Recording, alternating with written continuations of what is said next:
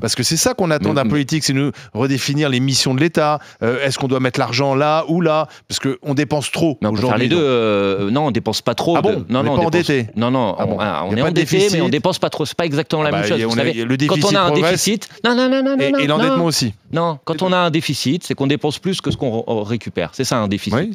Donc, vous pouvez décider que c'est parce qu'on dépense trop, et puis moi, je peux décider que c'est parce qu'on récupère pas assez. Voilà. Et moi, je considère que on est déjà un des pays les plus taxés au monde. Comment vous voulez taxer le plus taxé au monde? Sur la base de quoi vous dites ça en fait? En termes de prélèvement. Non, pas d'études, de quoi précisément? Mais en fait, en termes de prélèvement par la puissance publique sur la richesse créée, on est parmi les plus hauts au monde. C'est ça. Alors je vais vous dire pourquoi votre argument est de mauvaise foi. Non mais c'est vrai ou c'est pas vrai? Je vais vous dire pourquoi votre argument est de mauvaise foi. Parce que vous comparez des pays comme la France, dans lequel il y a un système de protection sociale, dans lequel il y a une sécurité sociale, et des pays dans lesquels il n'y en a pas. Et donc vous comparez deux systèmes qui n'ont aucun rapport. Mais si vous préférez... Il y a plus de pauvres avec notre système. Si vous préférez qu'il n'y ait pas de sécurité sociale et qu'il faille aller passer à des assurances privées quand vous êtes malade pour être soigné, qu'il n'y ait pas de retraite et que vous préférez que ça soit la retraite par capitalisation et la loterie. Mais proposez-le, il n'y a pas de problème. Mais moi, pardon, je suis attaché au système de retraite par réparation, je suis attaché à la protection sociale, à la sécurité sociale. Et j'ai pas envie de le remettre en place. S'il vous plaît, c'est vraiment... Je comprends vos arguments et le système social, on a grandi avec ça et on a tous été bercés avec ce système social qui serait le plus génial au monde. Simplement, ce que je dis moi, c'est qu'une personne, par exemple, qui est issue d'une famille pauvre, qui a travaillé tout son parcours scolaire très durement pour aller dans des écoles, devenir ingénieur, etc. À la fin, en France, on va lui donner 35 000 euros, 45 000 euros à tout casser pour toutes ces années d'études, tout cet investissement. Et cette personne, elle va décider de partir à côté, tous, en Suisse, juste pour gagner 70 000 ou 75 000 euros. Et donc, tout cet investissement, tout ce système génial, social, investi dans le parcours d'un jeune qui a travaillé et qui a réussi, perdu pour la France, parce que lui, il aura choisi non pas de bénéficier du système social, mais de bénéficier du fruit de son travail, c'est-à-dire de ses revenus, et de partir en Suisse. Donc, excusez-moi. Elle n'est pas dans les personnes qui ont un patrimoine de plus de 100 millions d'euros. Mais non, mais... Donc elle n'est pas concernée. Mais vous ignorez, en fait, vous ignorez la force de travail des gens. Vous ignorez toute cette population qui travaille très durement, juste pour s'en sortir, ou même pour s'en sortir très bien. Précisément, je ne l'ignore pas, c'est l'inverse. Si, parce que ces gens-là, ils veulent partir, monsieur Bompard. Et vous me parlez des ultra-riches.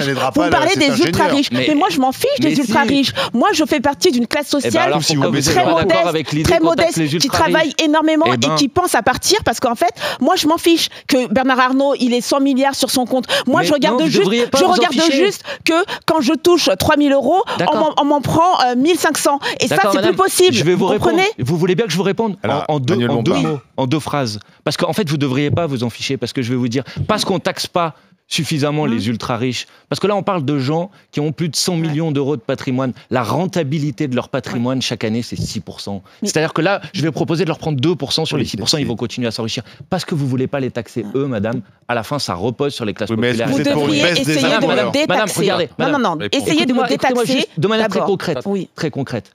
La proposition de réforme de l'impôt sur le revenu que nous faisons, c'est de rajouter 14 tranches. Ça se traduit par le fait que les impôts vont baisser ou rester au même niveau pour 92% des Françaises et des Français. Donc les gens dont vous me parlez, moi, je ne propose pas qu'ils payent plus d'impôts, je propose qu'ils en payent moins.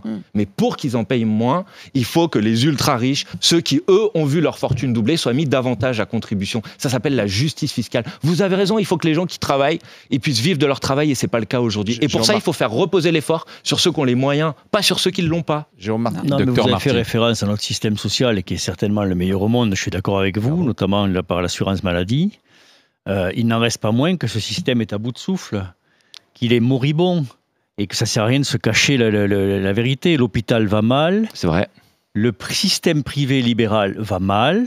Je ne connais pas une profession de santé aujourd'hui qui aille bien.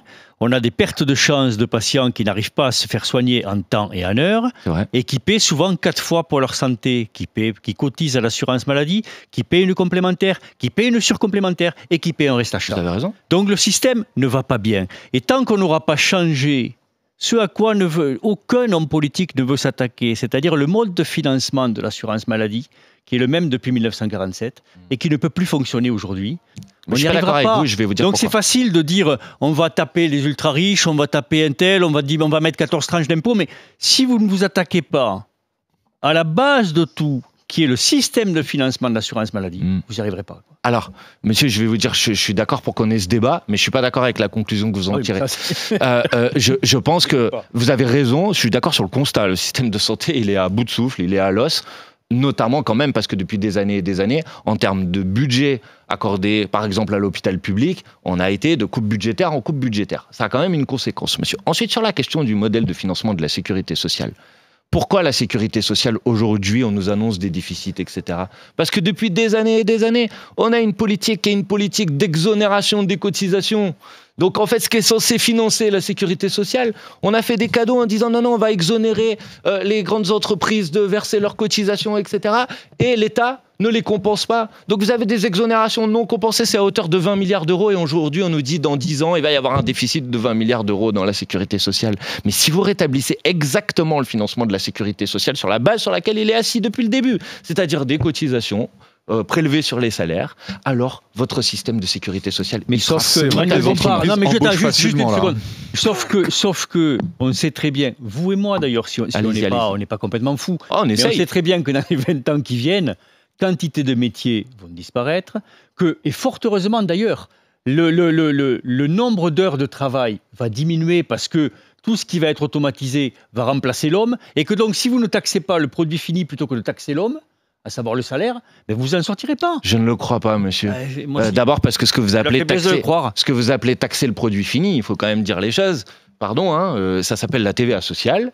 Ça veut dire un impôt supplémentaire sur la consommation.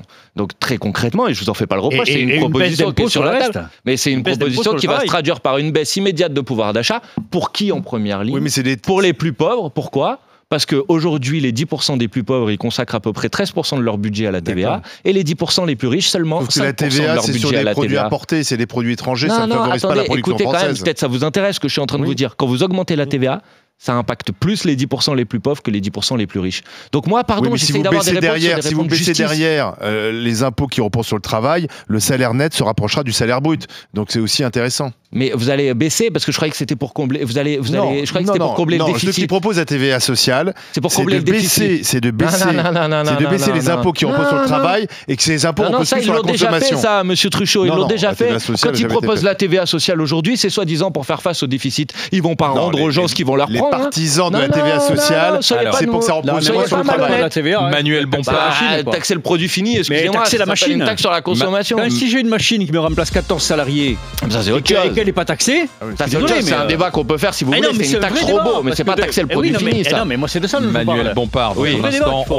C'est un bon débat, il faudra qu'on le poursuive. On pourra le poursuivre et on va évoquer aussi la durée de vie de François Bayrou dans un instant avec vous. À tout de suite avec les GG.